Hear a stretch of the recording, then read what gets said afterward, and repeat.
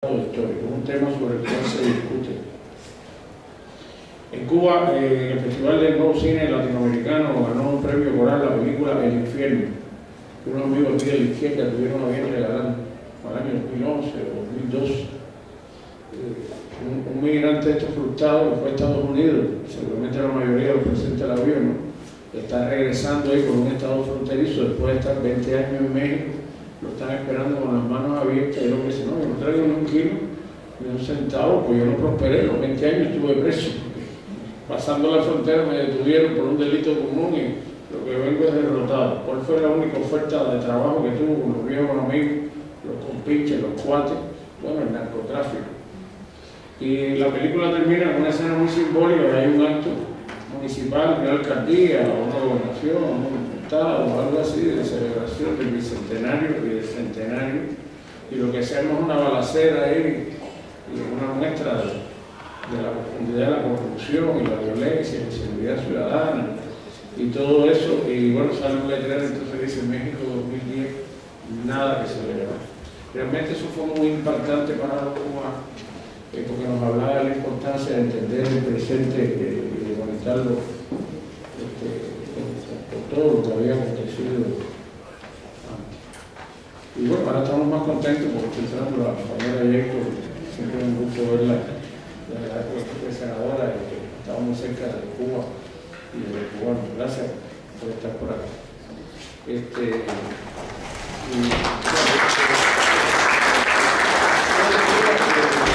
Ustedes han visto que en parte hemos hablado de otras cosas también, exactamente las que se anunciaron. Yo me siento un poco obligado a tratar de hacer magia en los minutos de que disponemos para hablar no solo de lo que está pasando entre Cuba y los Estados Unidos, porque de alguna manera, cuando hablábamos con los compañeros de nuestra embajada, anoche estaba la expectativa, se suponía hasta que el compañero Suárez hablara de la actualización del modelo en Cuba, para poder entender. Entonces yo creo que hay que hablar, por lo menos de manera telegramática, como con telegramas ahí de algunas cosas, pero quiero insistir de todos modos en la importancia que tiene el estar bien informado.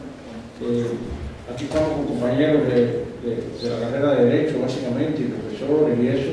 Pero bueno, hay un punto de contacto muy grande entre la ciencia jurídica y la ciencia política y sociológica. Hay un tramado de problemas para entender lo que es legítimo en un país y lo que es permisivo y lo que es penalizado. Y casi que habría que penalizar a las personas que no estuvieran informadas sobre el pasado y el presente de una nación. Y en ese sentido, yo creo que en ese sentido, aquí hay connotación todo este intercambio. El profesor, el director Eugenio Suárez habló de la frase esta bueno, en realidad yo creo que es de Don Porfirio Díaz, ¿no? Tan lejos de Dios y tan cerca de los Estados Unidos. México y Cuba tenemos en común el hecho de que cuando se estudia los problemas internos y alguien dice, pero tenemos que mencionar ese factor externo que es Estados Unidos, nosotros reaccionamos diciendo, pero ¿hasta qué punto Estados Unidos es un factor externo para realidades como la de México y la de Cuba? Pues no se puede entender. Por las relaciones de dominación, por la lógica expansionista que fue distinta en nuestros países. Cuba era una isla, por suerte o por desgracia. México, el territorio continental, era el real vecino del sur, y después del Tratado de Guadalupe Hidalgo, cuando uno comparaba antes y después los mapas de Estados Unidos y de México, bueno, México fue más pequeño en territorio que los Estados Unidos, y además una buena parte de los mejores territorios, los de California y todo eso, pues quedaron entonces del lado de allá. En Cuba tuvimos otras características, Eugenio Suárez se refirió a esto, cuando después de la guerra del 98 se establecen los gobiernos neocoloniales en Cuba con leyes brutales como la que él describe.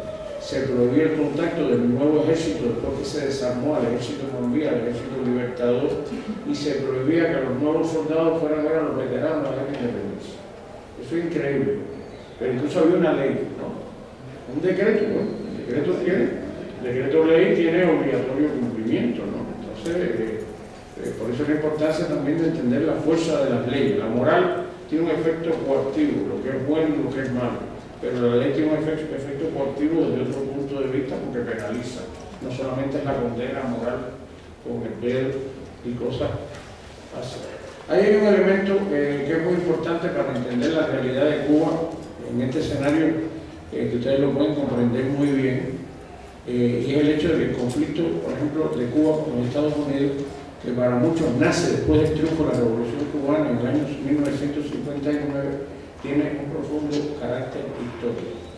El conflicto lo que cambia cualitativamente después que se establece el gobierno revolucionario, se expropian propiedades de los Estados Unidos, el radicalismo de las leyes revolucionarias, la reforma agraria, el temprano compromiso de Cuba con el campo socialista, la ruptura de las relaciones diplomáticas y comerciales de los Estados Unidos con Cuba. Cuba declara su vocación socialista y orienta su rumbo a partir de ese momento hacia el campo socialista, y desde luego eso le otorga una dimensión cualitativamente nueva y mucho más profunda a una vieja confrontación. Pero el conflicto era preexistente al triunfo de 1959. Muchos lo veían como un conflicto que nace con la Guerra Fría, después de concluida la Segunda Guerra Mundial.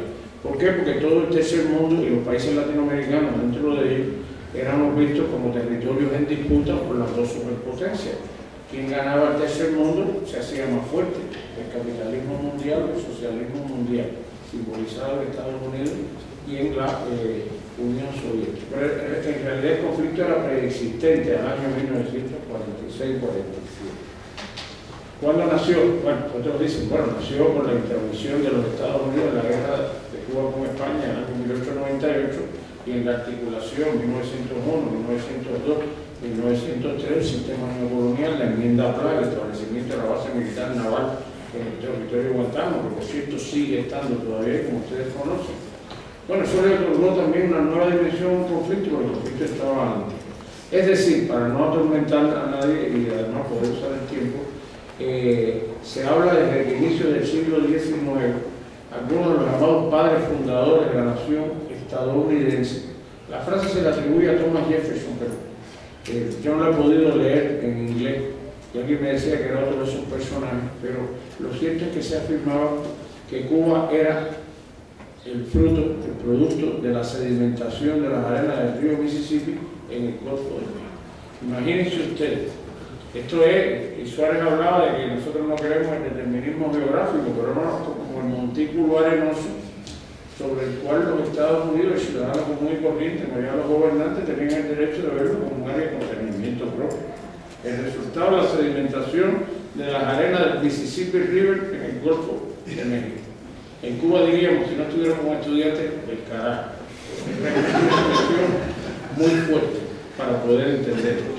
Y la doctrina Monroe del año 1893 y las discusiones de José Martí con Jay Blaine, ¿no?, en el contexto de la primera conferencia panamericana en 1889-1890, pues anticipaba realmente todo esto. Por consiguiente, este es el dato importante. Un conflicto que tiene tanta carga histórica no puede ser resuelto en meses o en unos pocos años porque se restablezcan relaciones bilaterales interrumpidas desde hace mucho tiempo. Yo aquí hay como una especie de mensaje importante porque hay una especie a veces de desconcierto, sorpresa, ilusión de que ya estamos resolviendo todo el problema con los Estados Unidos y ojalá que esta pasara, pero a veces usted sabe que usted tiene un vaso con agua por la mitad, a lo mejor la compañera le pregunta si no, el vaso está medio lleno, pero yo soy de lo que digo que el vaso está medio vacío. Usted es un pesimista. Digo, bueno, tal vez, pero también hay quien dice que el pesimista no es más que un optimista bien informado. Es tener una reserva ahí. La segunda prevención es que además del carácter histórico, el conflicto Cuba-Estados Unidos es un conflicto sistémico, es decir, es multilateral.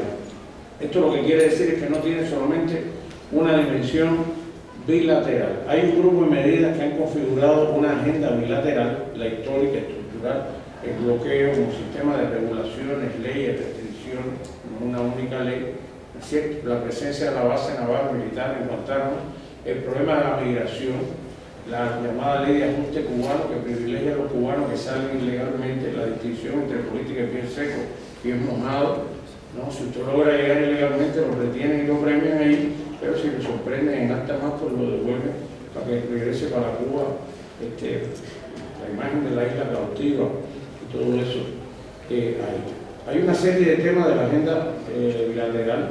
El tema de los 5 héroes, importantísimo. La liberación de los 5 nos dio un júbilo tremendo. En realidad eran los 3 compañeros ECOL participó mucho en hacer activismo en función de la solidaridad internacional en México y en otros lugares, también en función de la libertad de los cinco euros. Pero ese era un tema que no es un tema estructural, ese tema se suma a la agenda bilateral después del año 98, que son 3 actividades capturadas. Pero la agenda es mucho más complicada. Por ejemplo, en la década de los años 80, cuando Cuba tenía el gran activismo internacional y apoyaba el proceso de liberación en Angola, en Etiopía, en África, o apoyaba la causa de los sandinistas en América Central, el activismo, el internacionalismo cubano era planteado por los Estados Unidos siempre como un tema a resolver. Por tanto, no se habla de temas estrictamente bilaterales.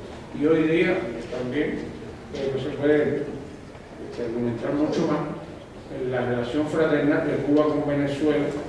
Hace un par de días, el documento de los Estados Unidos y hasta el pronunciamiento de declaraciones del propio presidente Obama dicen que Venezuela sube en la escalada, ¿no? Amenaza la seguridad nacional de los Estados Unidos de un problema de emergencia nacional. Entonces, una conflictividad grande en Venezuela, tratemos de imaginar un ejemplo hipotético, una especulación. Hay un intento de atentado personal al presidente Nicolás Maduro y se revela confirmadamente que está a la mano de instancia de gobierno de Estados Unidos.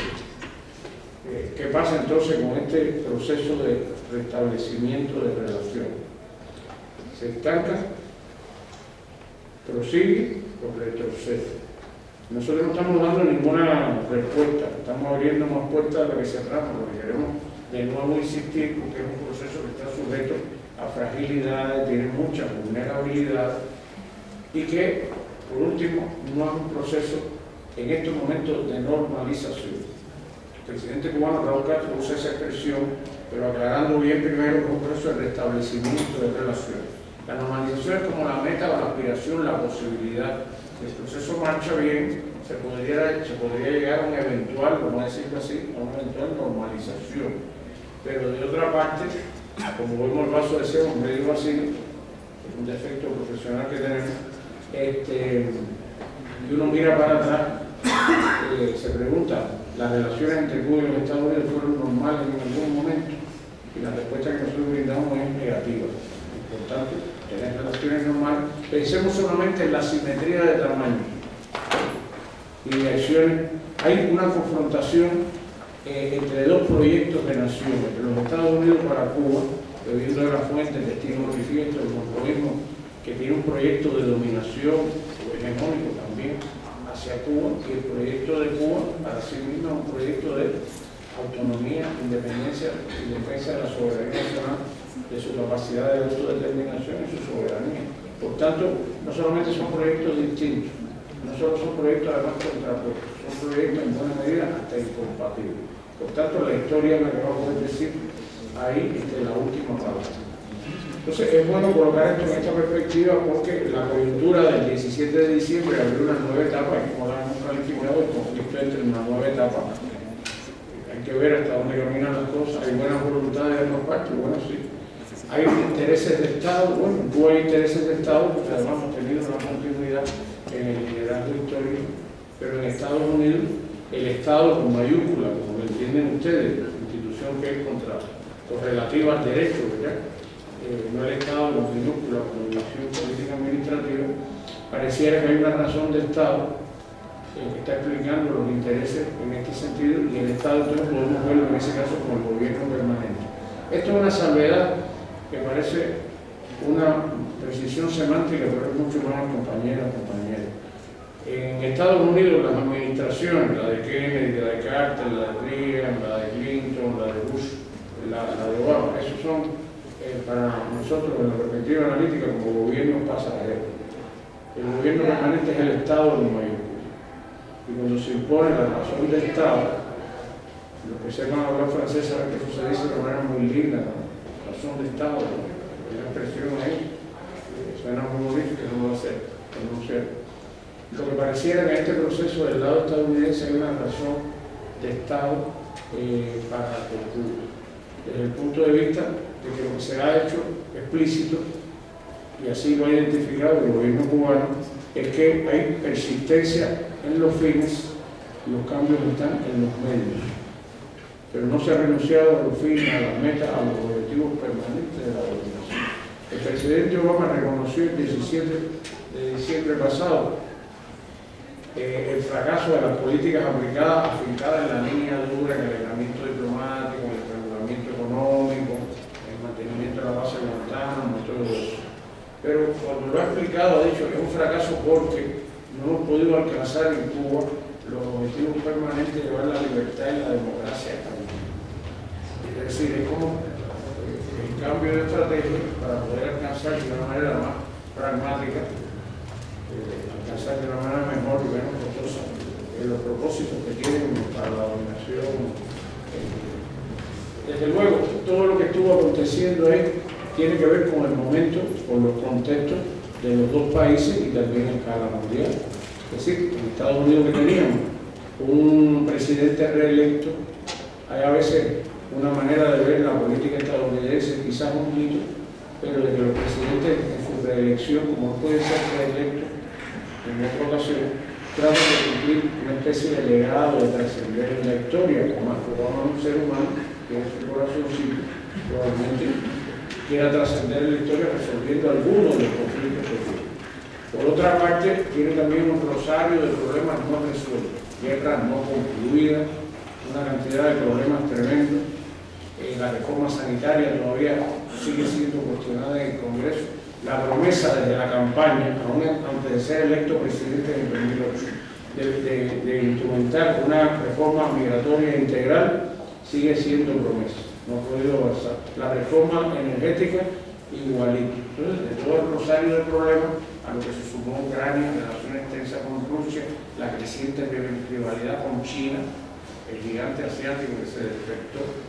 Bueno, quizás resolver un pequeño problema en nuestras patrias cercano pudiera anotar un punto, no a su reelección, porque ya no tiene constitucionalmente hablando esa posibilidad, pero sí para garantizar el continuismo demócrata con Hillary Clinton, con la candidata presidencial que pueda estar ahí.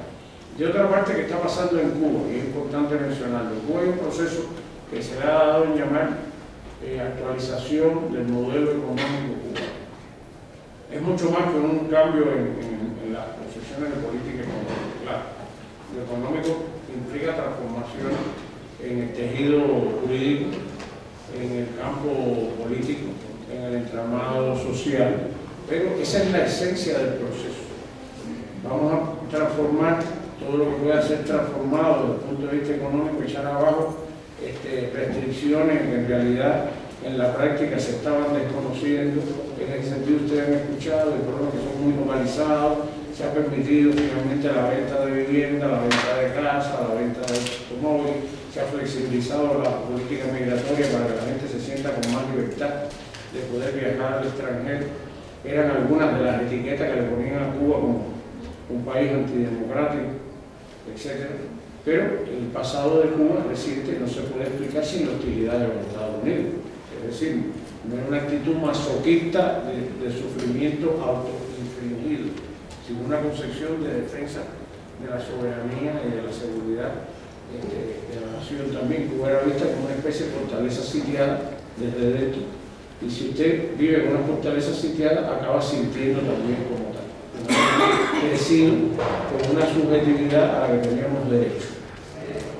Es decir, la preocupación por el peligro más cercano, que hizo atentado a nuestros dirigentes, saboteó centrales azucareras y sus actos terroristas, explotó un avión civil en pleno vuelo, etc. La subjetividad es importante. Si el compañero, conociendo, digamos, como ejemplo, que a mí me gustan las armas blancas, y me va a regalar una katana, una espada samurái, o una daga, me van a regalar así, pero yo lo que creo, pero me va a cuchillar, y yo tengo un ladrillo, me trajo la cabeza con un ladrillo. Eso es la subjetividad, la subjetividad funciona, ¿cierto? Entonces, eso no, es que es muy importante. Ojalá se pudieran poner más ejemplos de esta naturaleza, pero Benedetti decía en algún texto, a veces los latinoamericanos habíamos sufrido y éramos incapaces de integrarnos y demás, porque ante todo éramos incapaces de reconocernos en lo que nos acercaba. Y ponía una anécdota que es una tierra muy lejana, muy antigua, muy nota, supongamos, en una sociedad primitiva, donde no existían los espejos. El hombre se despide de su mujer y va a un territorio remoto, se ama muchísimo. Al terminar una tarde, bueno, se encuentra con un espejo, primero vez que ve un espejo circular, ve cómo se refleja la luz del sol, cae la noche y dice, concho, me encontré con la luna. En Cuba, de hecho, los espejos antiguamente, en mi niñez yo recuerdo que se le decían luna. La luna de una cómoda, la luna de una coqueta, porque era para los circulares, el hombre regresa contentísimo con el espejo a regalarse a la esposa. Pero cuando llegue por el día, la mujer nunca se ha visto a sí misma. Sabe el contorno físico de una mujer, el cabello largo, los senos, qué sé yo. Pero cuando el hombre dice, mira lo que te traje, el hombre lleno de emoción, te traje la luna. Y la mujer se mira en el espejo y dice, y se ve a sí misma, pero nunca ha visto un dichoso espejo. No me quiere, vino con otra y se tira por una vez. Entonces, a veces somos incapaces de reconocerlo. No, estoy diciendo esto como ver esto un poco, porque estamos casi en mediodía ya, o pasado, pero que eso es muy importante a la hora de ver las relaciones Cuba y los Estados Unidos, verlo también en este terreno. Yo termino, para no hacer esto más extenso, pudiéramos decir muchas cosas, porque en el caso del contexto cubano, los Estados Unidos han leído los cambios en curso en Cuba, también de cierta manera como un momento de debilidad. Cuba está con una apertura, eso que significa es una social democratización, es un abandono a la naturaleza socialista del proceso, y el contexto mundial pues también es de reacomodo, de concertación, de esfuerzos integracionistas que han cambiado un poco la mentalidad. Y Lady lo dijo de una manera muy suave: el proyecto de subversión hacia Cuba está dirigido sobre todos los sectores que se han concebido como, a veces se les llama grupos vulnerables o minoritarios o algo de eso, ¿no? La gente que tiene la piel negra, los homosexuales, las lesbianas, los gays, los jóvenes, las mujeres, etc. Hay estrategias dirigidas para tratar de erosionar el proceso cubano desde dentro, de manera no traumática, por vía pacífica, a través de la influencia, pero en realidad todos los afanes de la política estadounidense hacia Cuba, que claman porque Cuba se reforme, haga un tránsito a la democracia. Miren, los Estados Unidos, por razones históricas, no se han conformado nunca con reformas de los procesos revolucionarios. Si no se quería una revolución reformada en Cuba, es lo que quisiera una revolución arrodillada por el simbolismo de haber tratado de desarrollar un proceso autónomo, independiente, radical, y son secuencias apenas a 90 millas. Hoy día los aviones 35 minutos están ahí en La Habana. Entonces esto es un reto desde el punto de vista de la cultura política estadounidense y la cubana también. No es un conflicto amor-odio, porque ha tenido también ingredientes de este tipo de incompatibilidades. Son proyectos de nación diferente, dominación y soberanía nacional. Y Cuba no es un pueblo, como probablemente va a ser México, si hubiera un intento de dominación externo también, no es un pueblo que quiera ponerse voluntariamente de rodillas. Muchas gracias.